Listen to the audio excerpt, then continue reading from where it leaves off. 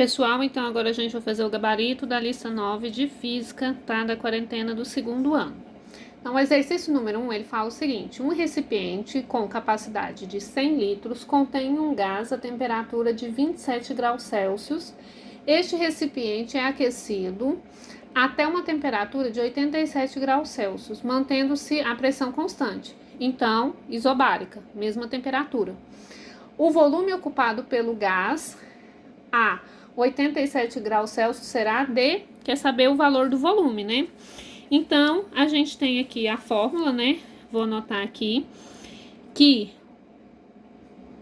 o volume 1 dividido pela temperatura 1 vai ser igual ao volume 2 dividido pela temperatura 2, tá? Então, aqui as temperaturas foram dadas em graus Celsius, todas duas. O que eu vou fazer para transformá-las em Kelvin? Eu vou somar por 273, tá? Às vezes usa 273,5, mas nesse caso aqui eu usei só 273. Transformei, né? Então, 27 mais 273, 300 Kelvin. 87 mais 273, 360 Kelvin. O volume 1 é de 100 litros, o volume 2 é o que eu quero saber.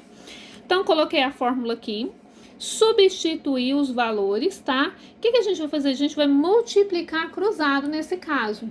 Então, eu vou ter que 130 vezes V2 vai ser 30, 300 vezes V2 vai ser 300 V2, igual a 100 vezes 360. Eu vou acrescentar mais 2 zeros aqui. Então, vou dividir. V2 vai ser igual. O 300 está multiplicando, passa dividindo. Eu posso cortar os zerinhos aqui, tá? Vai ficar 360 dividido por 3. Então, V2 vai ser igual a 120 litros, tá? Então, essa é a resposta da número 1. Então, olha só, para o exercício número 2, a gente vai ter aqui, ó, um balão contém gás oxigênio mantido sob pressão constante, isobárica, né? Tem volume igual a 10 litros a temperatura de 27 graus Celsius. A gente tem que transformar esse 27 em Kelvin. Se o volume for dobrado, então se o volume passar de 10 para 20 litros, né? Pode-se afirmar que... Então, a gente vai fazer primeiro o cálculo aqui para descobrir se a temperatura vai dobrar ou vai diminuir, para a gente ver qual alternativa marcar. Então, olha só, tirei os dados do exercício, transformei a temperatura de Celsius para Kelvin, né? Somei com 273. O volume 1, ele falou que é 10 litros, falou se dobrar o volume. O dobro de 10 vai ser 20 litros, né? Então, aqui eu coloquei a fórmula, né? Que é isobárica, então o exercício também falou isso. E eu vou só substituir aqui, ó.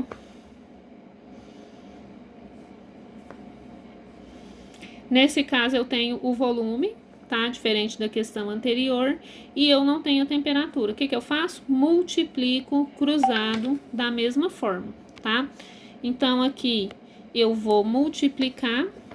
10 vezes T2 vai dar 10 T2.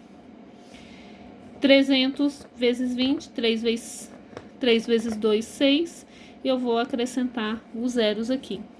Eu vou passar o 10 dividindo.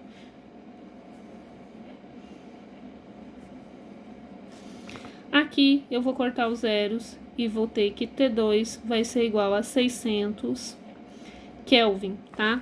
Então, qual alternativa vai ser a correta? Eu percebi que quando eu dobrei o volume, eu dobrei também a minha temperatura, né? Que se com 10 litros ela é 300 Kelvin, então com 20 litros ela é 600 Kelvin, que foi o valor que a gente achou aqui.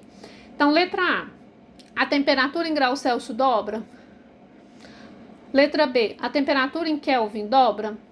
Letra C, a temperatura em Kelvin diminui pela metade? Não, né? A letra D, a temperatura em graus Celsius diminui pela metade? Não.